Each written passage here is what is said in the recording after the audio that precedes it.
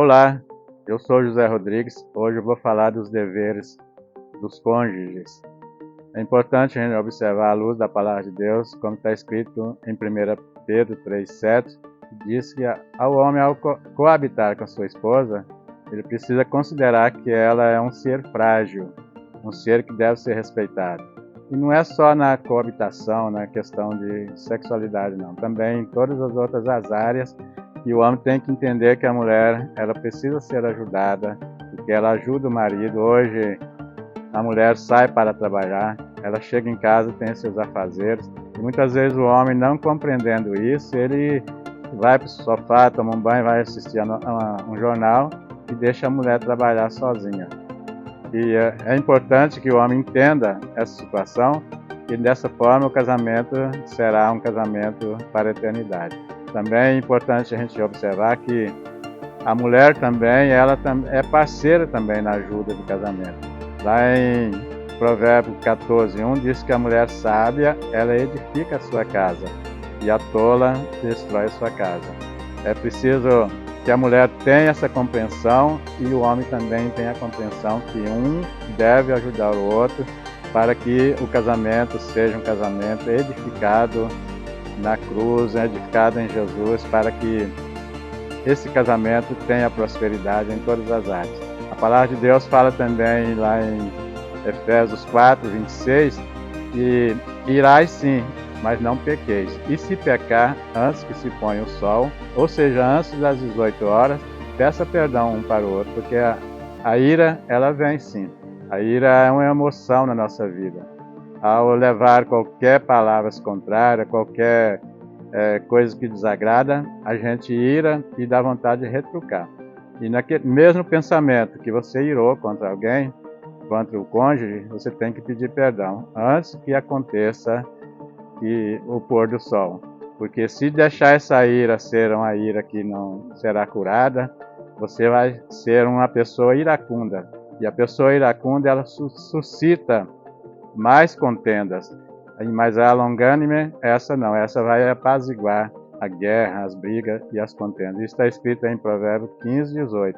É preciso que a pessoa tire essa ira, porque senão a pessoa irada, ela passa a ser como se fosse uma pessoa depressiva. Vai adoecendo, chega a ponto de ela não tolerar nada. O marido chega, ela grita, ela xinga, e vice-versa. A mulher chega, o marido xinga, grita também, não tem diálogo, não tem conversa, e vai destruindo o casamento. Lá em Efésios 4:26, diz que essa ira, ela vai ser provocada a ponto de destruir o casamento. Por isso, no Efésios 4:27 diz que a gente tem que ter cuidado para não dar lugar ao diabo para destruir o casamento. E Gálatas 5:22 diz que nós temos que ter os frutos do Espírito Santo, são 9.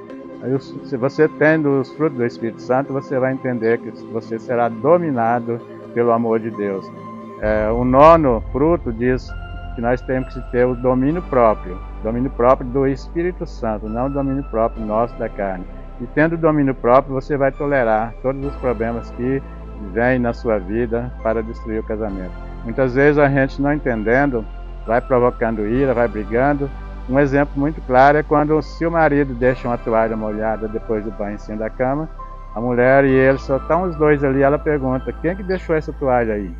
Aí o homem poderia, se ele tiver um estupim curto, ele vai falar, vai ver que é o Satanás, é um fantasma, porque só estão os dois ali. Então é a sabedoria que vai levar o casamento a ser edificado, ter um casamento sadio. Porque se não tiver edificado na palavra de Deus, que é a Bíblia, as pessoas não terão esse entendimento, e o casamento não será um casamento na rocha, um casamento inabalável, porque falta de entendimento da palavra de Deus destrói o casamento, e depois vem a reclamação: por que aconteceu isso? Mas não sabe que estava faltando Deus na causa, né?